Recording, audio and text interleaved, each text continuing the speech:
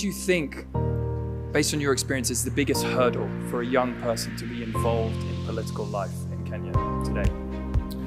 First and foremost, I believe that our young people are our greatest resource. I think this is true here in Costa Rica, as it is true in my own home country, Kenya. With respect to youth involvement and the hurdles that they face around their political participation, from our own experiences with work around elections and young people, and we've had a lot of engagements with youth, studies and focus groups. One of the key issues that come out persistently is the cost of running for office, particularly for young people. Kenyan members of parliament, for instance, are one of the most highly paid members of the parliament in the world relative to the economy. That means that we've seen instances where people have had to quit private sector jobs in order to compete for elections. It therefore raises the price for a young person to compete in the elections. We have the Election Finance Regulation Act, which has not been implemented because of vested political interest. But we think that there's a window of opportunity if we put a cap, for instance, in election financing to make it mandatory for you to have a certain limit of spending, disclose the expenditure, such that more young people can have space and resources without undue competition from the older generation, to make it possible for young people to run for office. But our own work are complemented by emerging studies, for instance, conducted by our partners at the International IDEA, that say that over 52% of young people in Kenya do not believe that democracy works. So this skepticism, complicates the equation with respect to how you can encourage young people, both young men and women, to see a pathway in career, in public office, and thereby benefit, the public domain with their unique and innovative ideas.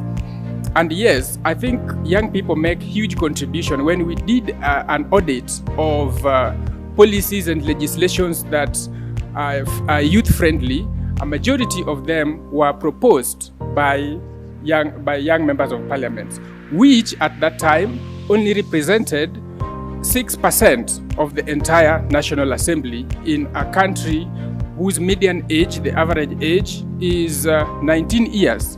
And this is mostly true for the rest of the sub-Saharan Africa.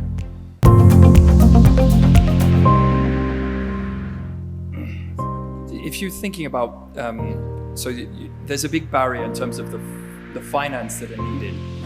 Is there something that political parties could do? Is there something from the political side that could be done to improve? Are there sort of tweaks that could be made to the system that allow greater participation of youth through those the representative core of democratic institutions, the political parties? Absolutely. I think political parties can open spaces for youth participation through the political party structures as a mechanism, and one of the clear mechanisms of enfranchising young people. We see a huge lack of mentorship opportunities that are targeted at young people, such that we can be able to raise the next generation of leaders that are young, have fresh ideas within the political party systems. Political parties have been captured by the elite and the elder capture of the political party, such that political parties have their own owners, and the owners might not necessarily be responsive to including young people in the structures. We need to move away of beyond looking at political parties as private properties, and look at them as instruments of power that include everyone, including young people, by offering clear, demonstrable opportunities through, for instance, mentorship, nurturing of the leadership potential, of young people to be the future leaders of their nation.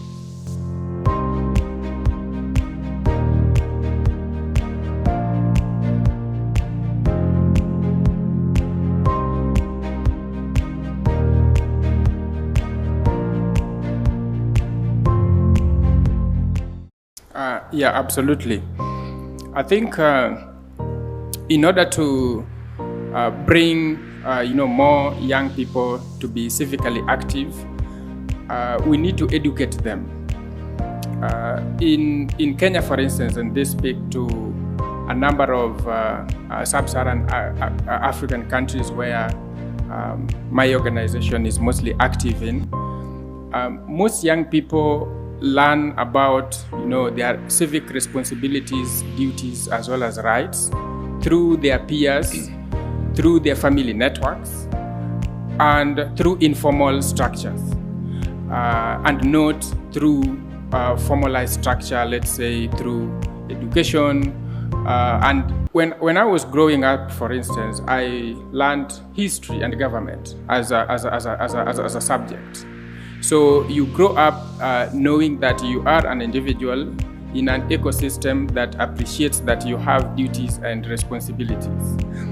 There is an opportunity to have comprehensive, particularly civic and voter education that are targeted at young people, particularly younger subset of youth. In Africa, where we operate, the definition of youth is a bit broad. It's 18 years to 35 years, which is the Africa Union official definition. So the approach towards bringing this cohort of young people to the fore should not be uniform. We should not look at them as homogeneous, because the needs of an 18-year-old young person is certainly different from the needs of a 35-year-old young person. So we have to have a disaggregated way of education, of raising awareness with respect to civic responsibilities of young people.